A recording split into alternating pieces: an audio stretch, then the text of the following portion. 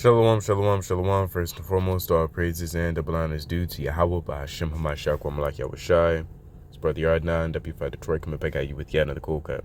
Today in this cool cut, we will be examining this video, breaking it down through the spirit and power of Yahweh by Hashem Yahushai, and getting a better understanding of what's going on. So, what we've seen in that video is something that is written in the law. To be a little bit more specific, that's Deuteronomy 22nd chapter. Right, which goes into the tokens of virginity. All right, now this is a law that's still being done to this very day. For what reason? Well, one, there's nothing new under the sun. But not only that, if I'm not mistaken, that's Ishmael in that video.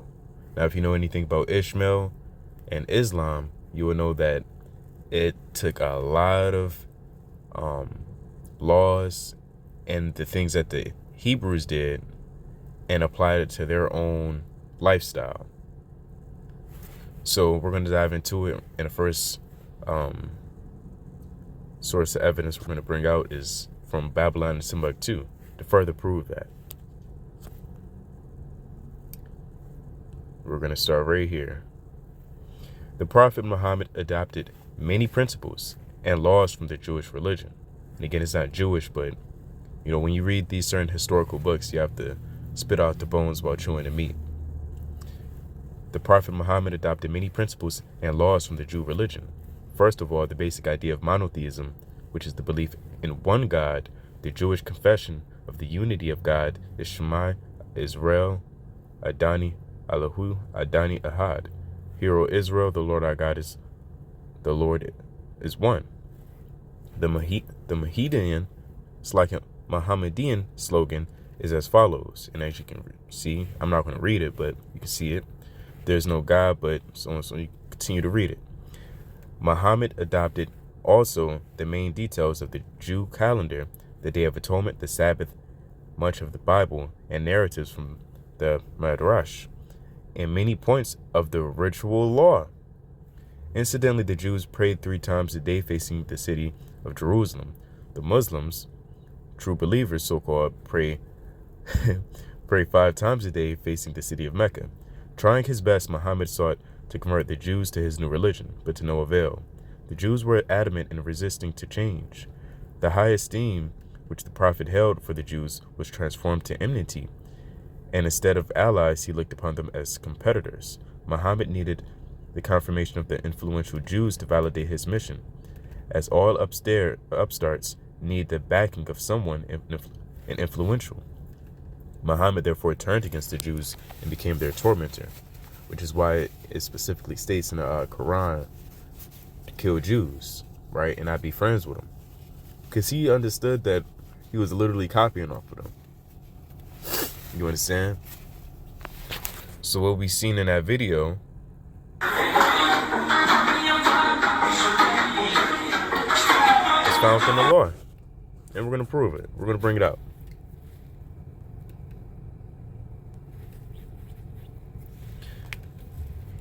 And it's not that it's a bad thing that they're doing that, but more so is under the banner of Islam. Right? So they're doing all of that in the name of a false god.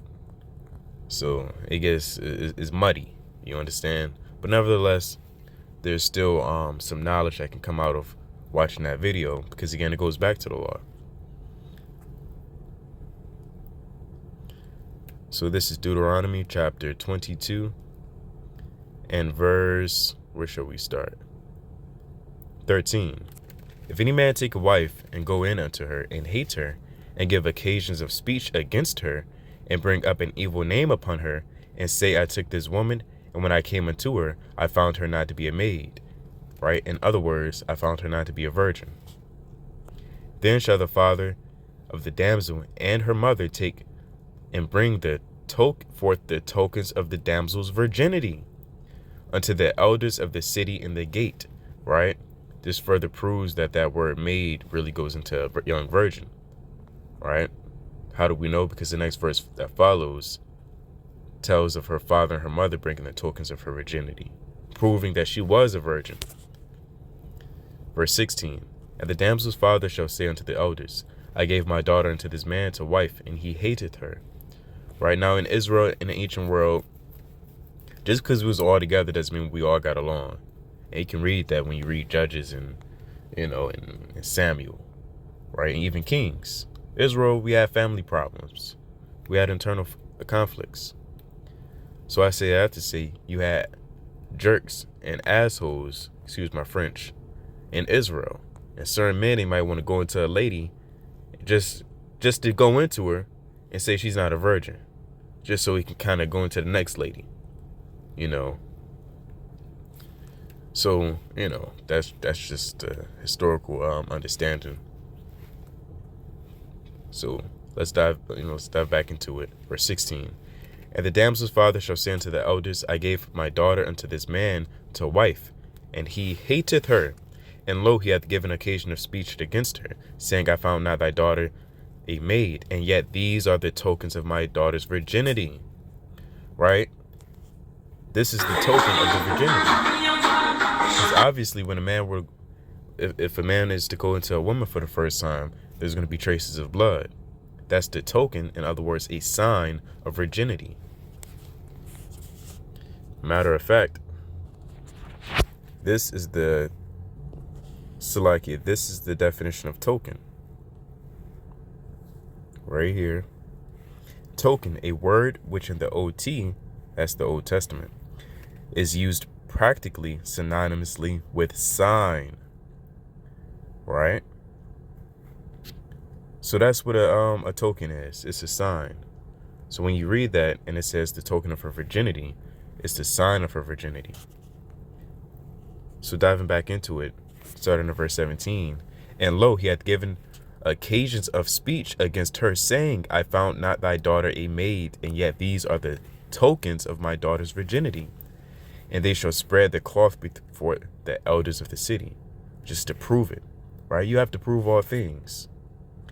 And the elders of that city shall take the man and chastise him, and they shall immerse him in 100 shekels of silver, and give them unto the fathers of the damsel. Right? So that's what you call a fee. So you had to pay a certain fee. Now, and not only that, that man will have a bad name for slandering somebody. And if you think that's not a good punishment, you have to understand what it means to have a bad name. Right? Having a bad name, that destroys your reputation. Here's a precept in Ecclesiastes. And, that's a daughter of Israel. And the Lord can jam you up for that. You can't just think, okay, well, I'm a man. The Lord only dealing with the man. If you do something wrong to the man or revile to God, you're going to get judged. Hey, you can get judged for mistreating your sisters as well. For those are the daughters of Zion too. Right? Most High can surely jack you up and even kill you. Verse 10, it's like in verse 1. Dead flies cause the ointment of the apothecary to send forth a stinking savor. Right? So doth a little folly him that is in reputation for wisdom and honor. Right? In other words, all it takes for a little fly to make the whole ointment stink. So all it takes is a little bit of folly to destroy the reputation of a man that's known for wisdom and honor. Nobody will do business with you. Nobody's going to come to you for counsel. Nobody wants to hire you. Your name, that's how people become strangers, kind of. You just destroy your name. So that's Deuteronomy 22 and where we left off. 17. Let's jump to 18. 19. And they shall immerse him in 100 shekels of silver, and give them to the father of the damsel, because he hath brought up an evil name upon a virgin of Israel. And she shall be his wife, and he may not put her away all his days. And I got to deal with her, and that's going to be a rough couple of months or however in a marriage, because now you have to deal with each other and communicate, and he has to atone for his sins and kind of reconcile that relationship and love her and take care of her. And this also proves that sex is marriage. This proves that sex is marriage. All right, verse 20.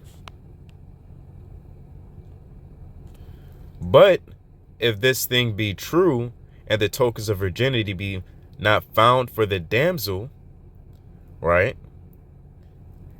Then they shall bring out the damsel to the door of her father's house, and the men of her city shall stone her with stones, that she die, because she hath wrought folly in Israel to play the whore in her father's house. So shall thou put away evil from among you.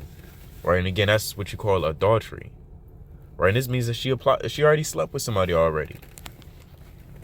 If a man be found lying with a woman married to an husband, they shall both be put to death. It's like they shall both of them die, both the man that lay with the woman and the woman. So shalt thou put away evil from Israel. If a damsel that is a virgin be betrothed, right, unto a husband, and a man find her in the city and lie with her, right, that woman is promised to marry that man, then they shall bring them both out of the gate of the city, and ye shall stone them with stones that they die, the damsel because she cried not, being in the city, and the man because he hath humbled his neighbor's wife. So thou shalt pay. It's like you put away evil from among you. Right? That means the woman was with it. She didn't care. That's what you call consensual copulation. Verse 25. But if a man find a betrothed damsel in the field, and a man force her, right, that's without consent, and lie with her, then the man only that lay with her shall die. Right now he has to die.